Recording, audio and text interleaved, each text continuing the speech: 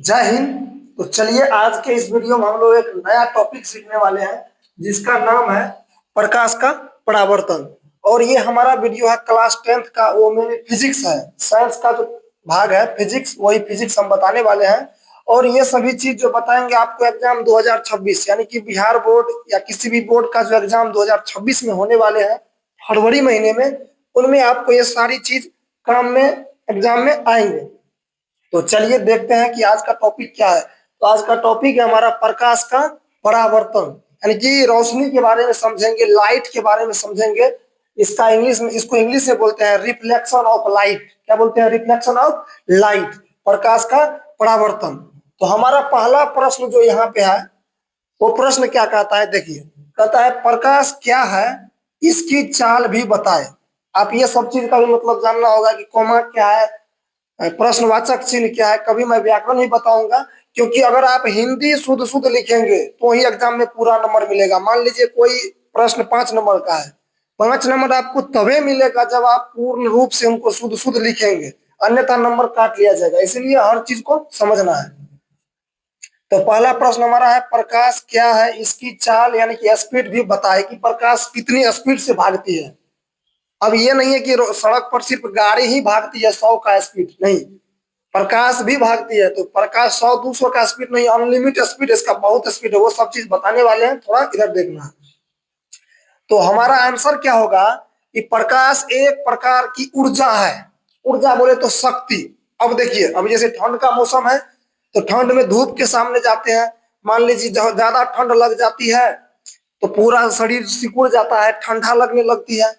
सोचते हैं कि कहीं आग मिल जाए सेकने के लिए। तो जब आग सेकते हैं या धूप में कुछ देर खड़ा रहते हैं तो लगता है कि हाँ शरीर में पावर आया, जो किसी से लड़ सकते हैं, मतलब कहीं जा सकते हैं, घूम सकते हैं, कुछ कर सकते हैं।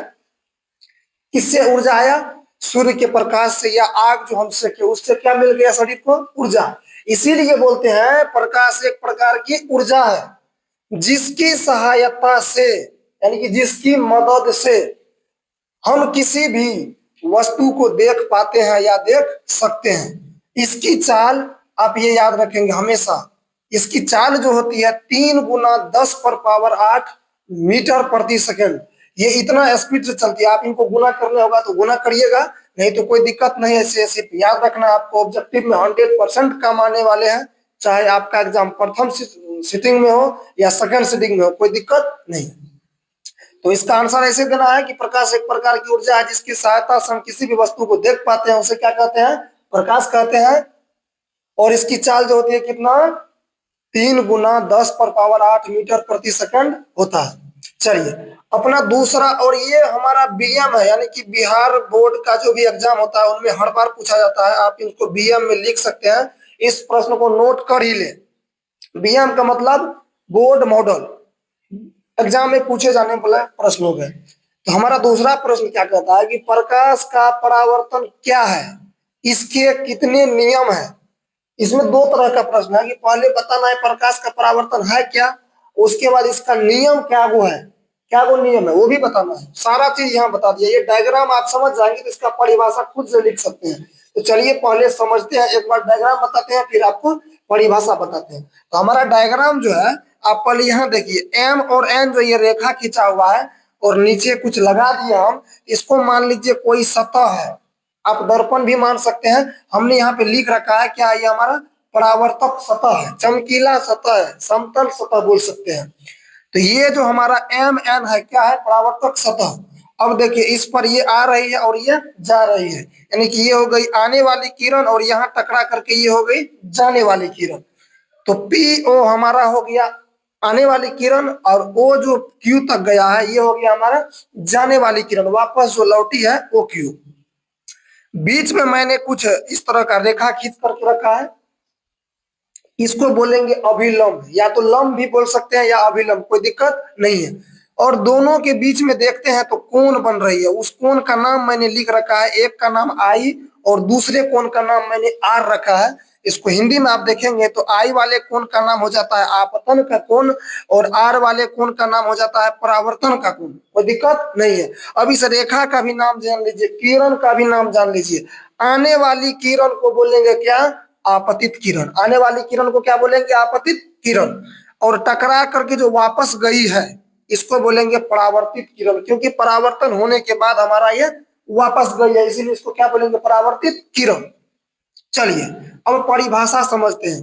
प्रकाश का परावर्तन क्या है?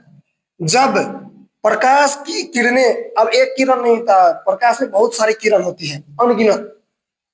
जब प्रकाश की किरणें चिकने और चमकीले सतह से टकराने के बाद, यह चिकना और चमकीला सतह है, जब प्रकाश की किरणें कहाँ चिकने और चमकीले सतह से टकराने के बाद पुनः उसी माध्यम में लौट जाए, उसी दिशा में चली जाए, उसी घटना को क्या बोलेंगे? प्रकाश का परावर्तन। देखिए वही लिखा है, जब प्रकाश की किरणें चिकने और चमकीले सतह से टकराने के बाद पुनः उसी माध्यम में लौट जाए, उसी घटना को प्रकाश का परावर्तन कहते हैं। और इसके कितने नियम है? यहाँ नियम दिया गया है, इसके 2 नियम दिए गए हैं, कोई दिक्कत नहीं है। वो दोनों नियम मैंने यहाँ लिख के रखा है।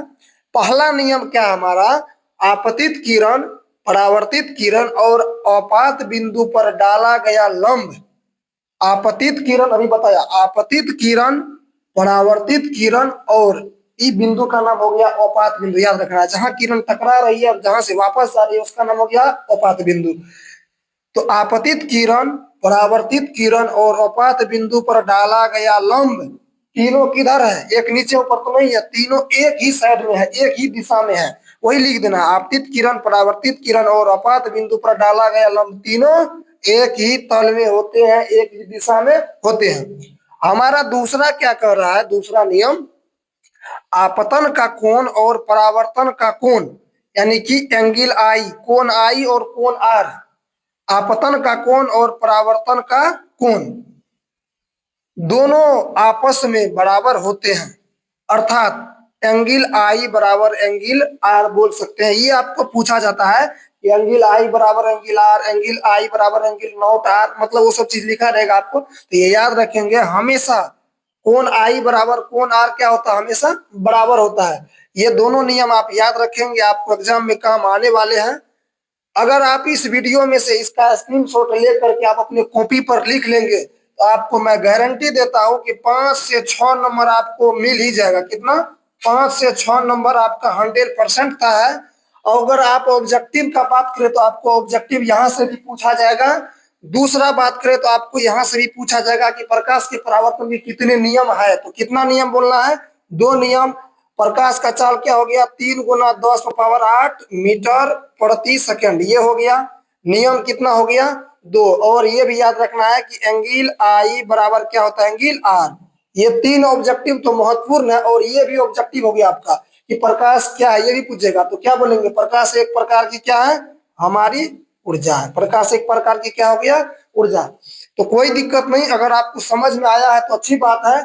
अगर आप और चीज समझना चाहते हैं तो मैथ का भी वीडियो मैंने बना रखा है शुरुआत से, इसी तरह रापची के स्टाइल में बताया हूं, आपको समझने में पूरा आसानी हो जाएगी। तो आप हमारे चैनल को देख सकते हैं, सब्सक्राइब कर सकते हैं और लाइक करें। अगर आपके आसपास के दोस्त कमजोर है पढ़ने में तो आप उनको भी यह वीडियो शेयर करें कि ताकि उनका भी एग्जाम में, मतलब उसको एग्जाम देने में आसानी हो, एग्जाम से डरे नहीं।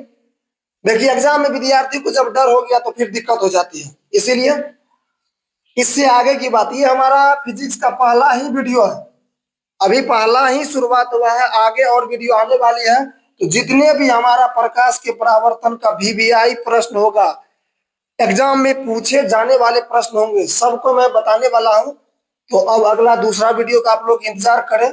मैथ का बना रखा है, सब कुछ का लेके आ रहा हूँ, हिंदी हो, ज्योग्राफी हो, हिस्ट्री हो, जो भी हो सारा मैं लेके आने वाला हूँ। बस आप लोग लाइक करते रहे, वीडियो से इंटरेस्ट लेते रहे और कुछ ना कुछ सीखते रहे, ताकि आपको एग्जाम में भी मदद मिले और हमें वीडियो बनाने में भी सहयोग मिले। तो दोस्तों ज्यादा बातें नहीं, क्योंकि वीडियो लंबी हो जाएगी।